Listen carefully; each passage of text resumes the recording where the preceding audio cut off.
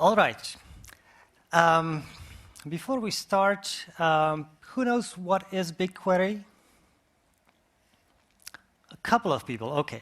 So BigQuery, you can think of it as a read-only kind of database that is optimized for analytics. It's a service that is offered by Google, and in the session I'll go into the details of how it works and why it works as it does. And the way you use it is that you take a whole bunch of data, usually several hundreds of gigabytes, you load it to the Google Cloud, and then once it's there, you can start issuing SQL commands on it to try and understand what is in the data. So it's not completely a database, because in a database you expect to be able to write and modify the contents of individual rows. Here, you just take a big chunk of data, and then you can analyze it and try to understand what is in it. Now, the specificity of BigQuery is that it responds in almost real time, so something where you can wait for the answer. You don't have to go and grab a coffee, 10 seconds, 20 seconds, 30 seconds, almost independently of the amount of data you put in. So you will still be getting under a minute of response time, even if you are in the terabytes or tens of terabytes of data. And let's have a look under the hood to see how this is possible. But before we go there, let's have a bit of fun. I'm sure you want to see what the product looks like. So,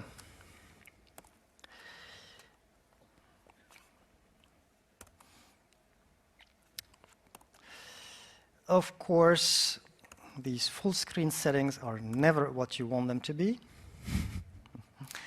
All right, here we are back.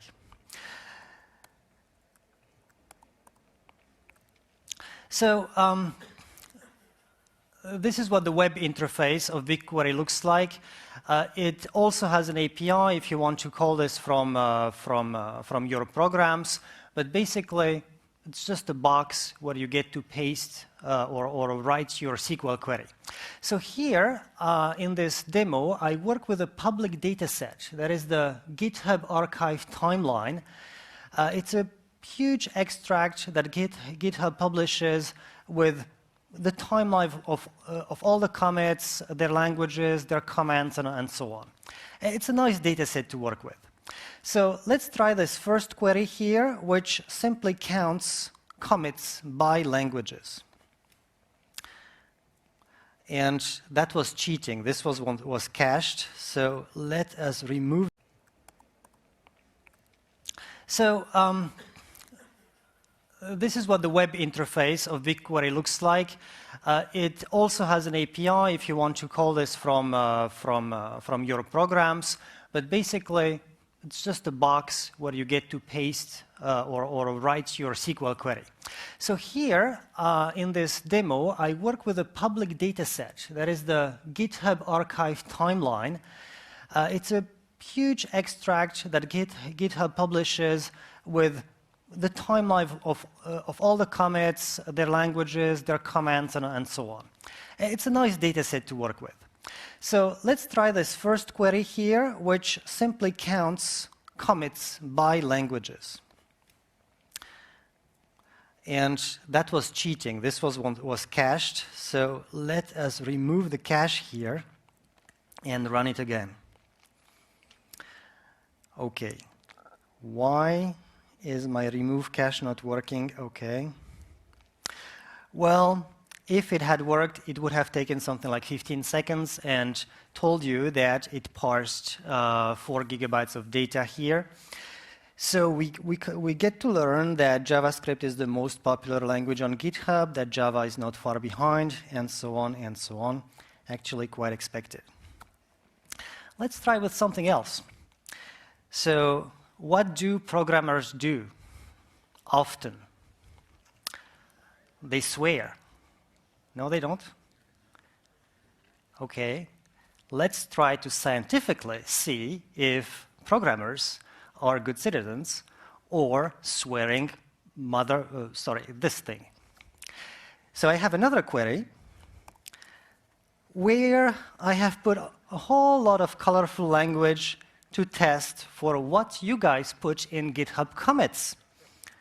And you seem to be pretty creative with that. So now, let's see this one.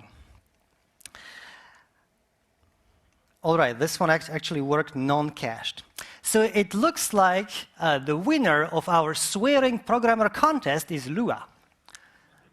Goddamn game developers. And actually, the second one, which is VIML. I didn't even know this existed. But yeah, whenever someone tries to get me to use VI, I'm in the mood for very colorful language, so I can pretty much understand this. And let's take another example now. Who is the most polite and deferent and nice guy programmer? So programmers in which language in their commits say, thank you very much, you're welcome, and I will respectfully disagree with what you say, but perhaps you could add an improvement in the next commit. Let's see.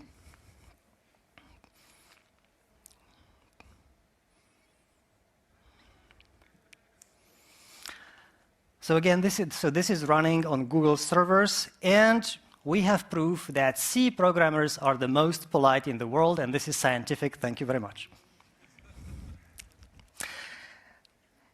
Java is somewhere in there, yes, number 9. Okay, it's all right, it's all right. All right, let's go back to the presentation. So we have published a white paper on BigQuery explaining exactly what it does. And here I'd like to walk you through the algorithm that makes this possible at this speed, but without having you to read the white paper, because I have to admit that the first time I read it, I felt a big lump of despair in me, and I had to read it twice, 3 times, 10 times, and then I decided to make a session about it because it can be explained in a better way. So, first of all, what are we talking about? We want to process data organized as databases are usually organized. Well, yes, but today databases are organized in 2 different ways. There are relational databases on one hand, and then there are all those people who hate relational databases and they want NoSQL or basically records with a hierarchy in them. So the kind of data structures you can represent in XML or that you can represent in JSON, for instance. And this type of data is pretty important to a lot of people, and especially to us, Google, because if you think about it, we index the web, and on the web, data is in HTML, and that looks more like a hierarchical record of tags and attributes and so on than a relational database. So we'll work with this very simple example. Here I have in my database, so to speak, 3 books. So I'm storing books, and on my books I have an author, a title, a price. But for BigQuery, we have this mandate to be able to work with data that is represented by hierarchical records. So here, very simply, if I want to add a second author to a book, I just add an author, exactly as I would do in JSON or as I would do in XML. I just add an author, which is something you could not do in a relational database, and which I think is the reason why a lot of people prefer this type of organization. But BigQuery can do both, relational databases and data in JSON format. So let's stay with our hierarchical records here. As you see, all my fields here can be multi-valued. I can have multiple authors. I can have multiple prices. In a price, I have multiple fields. In a price, I have a discount field. I have a price in euro field, I have a price in US dollars field on the top there. So the first step, it's all right, it's all right. All right, let's go back to the presentation. So we have published a white paper on BigQuery explaining exactly what it does. And here I'd like to walk you through the algorithm that makes this possible at this speed, but without having you to read the white paper, because I have to admit that the first time I read it, I felt a big lump of despair in me, and I had to read it twice, 3 times, 10 times, and then I decided to make a session about it because it can be explained in a better way. So, first of all, what are we talking about? We want to process data organized as databases are usually organized. Well, yes, but today databases are organized in 2 different ways. There are relational databases on one hand, and then there are all those people who hate relational databases and they want NoSQL or basically records with a hierarchy in them. So the kind of data structures you can represent in XML or that you can represent in JSON, for instance. And this type of data is pretty important to a lot of people, and especially to us, Google, because if you think about it, we index the web, and on the web, data is in HTML, and that looks more like a hierarchical record of tags and attributes and so on than a relational database. So we'll work with this very simple example. Here I have in my database, so to speak, 3 books. So I'm storing books, and on my books, I have an author, a title, a price. But for BigQuery, we have this mandate to be able to work with data that is represented by hierarchical records. So here, very simply, if I want to add a second author to a book, I just add an author, exactly as I would do in JSON or as I would do in XML, I just add an author, which is something you could not do in a relational database, and which I think is the reason why a lot of people prefer this type of organization. But BigQuery can do both, relational databases and data in JSON format. So let's stay with our hierarchical records here. As you see, all my fields here can be multi-valued. I can have multiple authors. I can have multiple prices. In a price, I have multiple fields. In a price, I have a discount field. I have a price in euro field. I have a price in US dollars field on the top there. So the first step to make this work, well, now we go under the hood, okay? So the first step that BigQuery does to represent this internally is, and sorry, let's walk back 2 steps. What are we trying to do? We are trying to execute something like this, counting all the books with a certain price. But more generally speaking, BigQuery is the tool you use if you are doing analytics on your data. So it means that you are mostly doing aggregation queries, selection and aggregation queries. And it also means that you are not afraid of full table scans. Actually, if you are doing an average on all your rows, you are probably always doing a full table scan. So BigQuery is the tool that makes full table scans efficient. Okay? Here, the problem we are solving is how to make full table scans efficient. Not how to index stuff so as to avoid a full table scan. Here, we do analytics. The battle is lost. We go for the full table scan. How can this be made fast? So, the first trick, and why am I missing a slide there? No, I'm not. Okay. The first trick is to represent the data in columns. So the usual way of representing data in a database is line by line. Okay? Sorry? Well, it's back.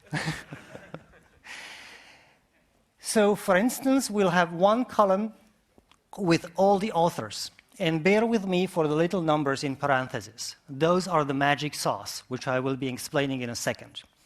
We have a second column with all the price.discounts, another column with all the price.USDs, and so on. Why is this important? Well, think that you have 100 terabytes of that, and that you write a query that is applying a condition on euro prices.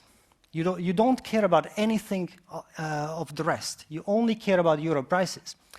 Well, then it's pretty important to you that your query only touches the price.euro column, because that is probably, in your 100 terabytes, that is probably 20 terabytes. And suddenly, while executing your algorithm, you're loading 20 terabytes of data instead of 100. That's enormous. That is an enormous saving. So that's why BigQuery works with columnar representation, so that it only touches the data that you touch in your query. So how do we get there? Well, the first thing to do, at least conceptually, is to add all the fields, all the empty fields. We need them for the numbering. They will be stored in a very efficient way, so this doesn't really impact the efficiency. But conceptually, the first step is to add all the missing fields, at least one instance of every missing field. And then we can name all of the fields. So the naming convention is pretty much what you would use in any high-level programming language. The author is called author, well, of course, and the price in US dollars is called price.USD, all right? And we have a specific naming convention for multi-valued fields. Like there I have two authors, so I have author 1, author 2, and so on. The green lines, so all the nulls that I have inserted, that's not a naming convention. I put them into parentheses to show that they are not there, but conceptually, let's imagine they are there. And now we can compute those two magic numbers. Those two magic numbers which will allow us to explode our data into columns and still parse our columns and retrieve our full records and know what belongs where as we process those columns. So there are only two of them. The first is called R, and that's the repeat count. And it says in the name of the field, what is the last repeated field? So if you look at those which are repeated, that I have an author that is repeated. It has a repeat count of 1, because in the name there is only author, so the first element is repeated. And I have a repeated price. So in price 1.discount, again, the price field is repeated. It's the first field of price.discount that is repeated, so the repeat count is 1. And the second magic number, D here, is the defined number. So here it's simply we count the number of defined fields in the path. So basically anything that is not green. Greens are my nulls, so not defined. Anything that is not green, we count. Author is 1. There is only one field. It is defined. That's 1. Price.discount is 2. There are 2 fields, and they are both defined. Price.discount in parentheses in green over there is 0. There is nothing defined in there. And maybe more interesting, towards the bottom, you have a price.USD in green in parentheses. So there is a price, but there is no USD price for this book. And that means the defined count is 1. Only price is defined. Let's see how this is useful now. So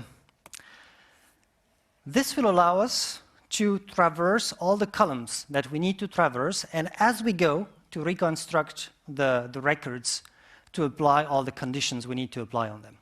So first, let's try this on one column. I know traversing one column in lockstep is you know, kind of dumb, but it helps to understand. We'll go to 2 columns in the next slide. So we start. The first author is Juma. It has a repeat count of 0. Well, basically, at the beginning, it starts a new book. Next author. The repeat count is 0. The author is not repeated. It means that we are starting a new book with a new author. Next one. The repeat count is 1. In the field called author, the first element is repeated. The author is repeated. We have not started a new book. We have a second author in the same book. Same for this one. Again, the first number in the parenthesis, the repeat count is 1. Again, that means we have not started a new book. This is a repeated field. Let's repeat it. We have a third author. And finally, we have a null field with a 0 as a repeat count. 0 means the author is not repeated. So this must be the next book, which happens not to have an author. Before we go to 2 columns, does anybody want me to go through this again? Or is it crystal clear? Okay, 2 columns. So now, this is the real meat of the algorithm. We go through, actually here, 2 columns, the price in euros and the price in dollars. Why those 2? Because the request that I have written only touches those 2 fields, and we try to reconstruct our records as we go. So at the start, repeat count 0, that starts a new book, and we have a book with a price in euros and in dollars. Okay? Next field. Next field, on the top, repeat count 0. On the bottom, repeat count 0. It means we have no repeated price. We are starting a new book. Great. But it happens those are nulls. So in this new book, I have no price, neither in euros nor in USDs. Next one. Again, both have repeat count 0s. It means we are starting a new book. And the top one has a repeat count. The top one actually has a value. It's the price in euros, 12 euros. So this book has a price in euros. The bottom one is a null. This book does not have a price in USDs. Next. So this is getting interesting. Here, I have a repeat count of 1, which means that my in price.euro, the first field is repeated. I don't have a second euro price. I don't have a second price in euros. I have a second price, which happens to contain a field called euros. Okay? So that's why I duplicate the price here. And the price.usd is, again, a null.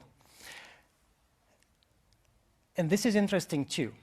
The null there at the bottom, it has a defined field of number of 1. So this means in price.usd, there is one thing that is defined. And that thing is price.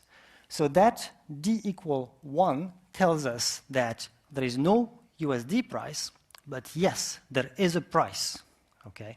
So the price field is there. It just happens not to have a .usd child. All right?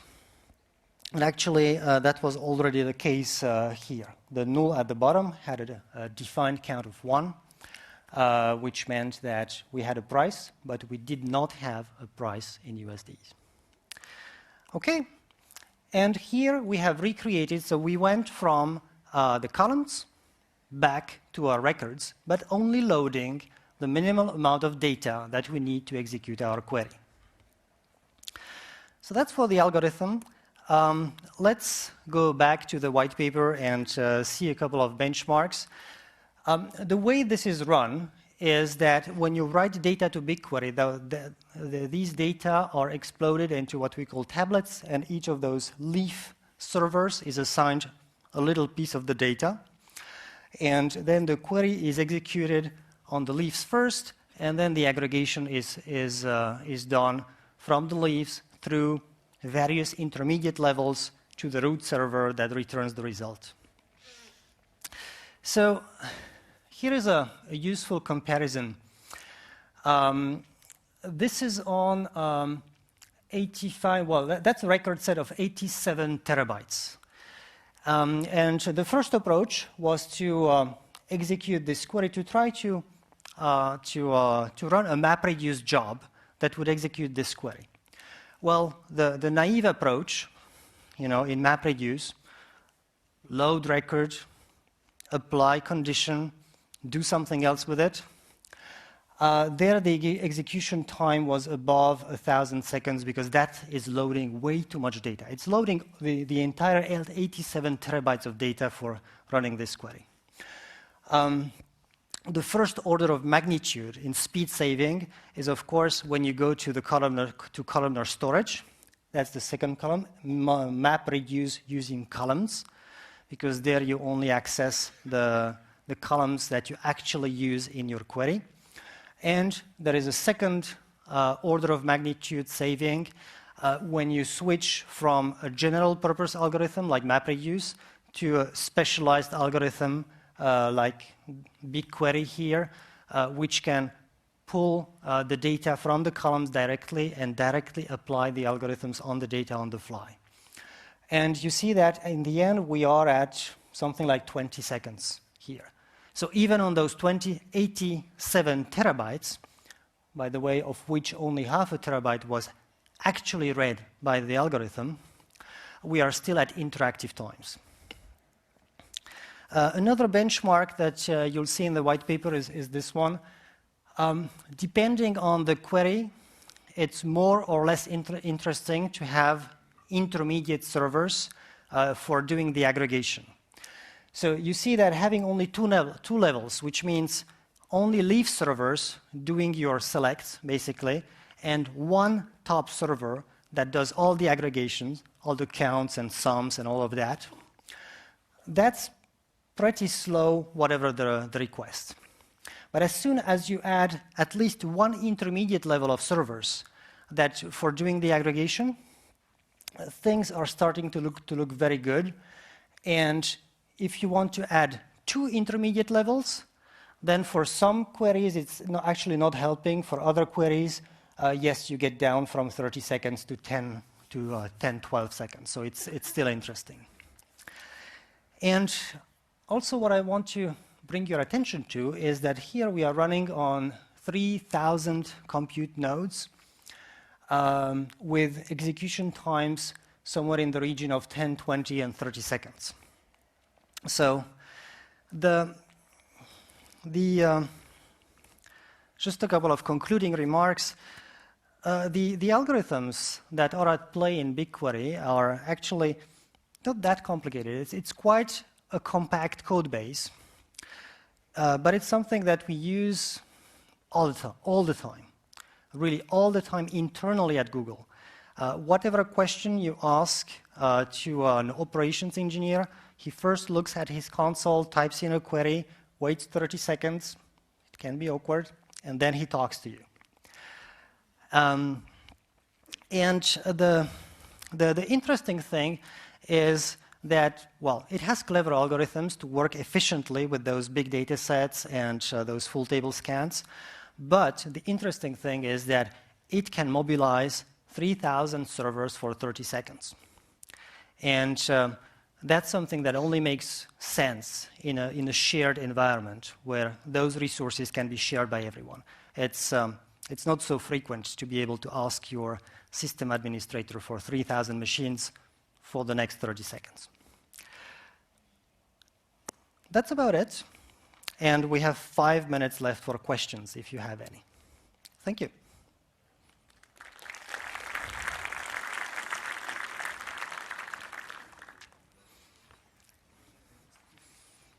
Questions? Yes.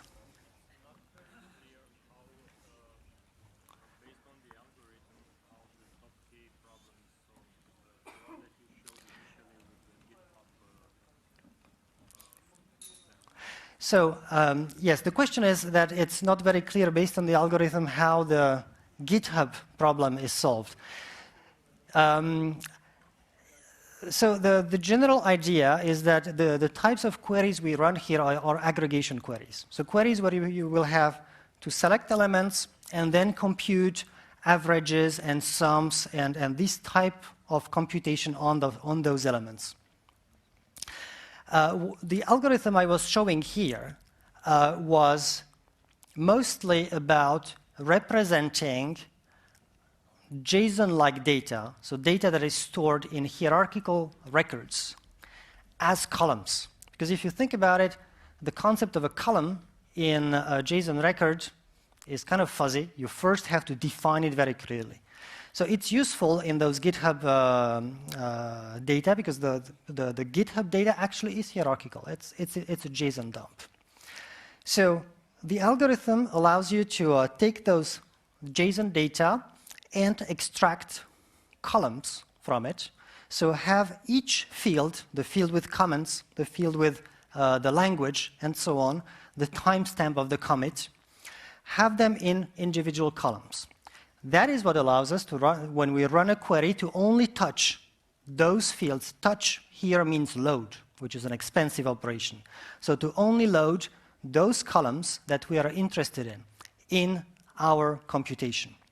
And then the way the algorithm is run is that we take all the columns we are interested in, we walk in lockstep sequence across them. As we do so, we reconstruct the partial record that has only the data we are interested in. Each time we have one record, we apply our conditions on it, our select clause and all that. And once we have selected all the records we're interested in, we do the aggregation in multiple steps. Is that clearer? 2 minutes left. Another question?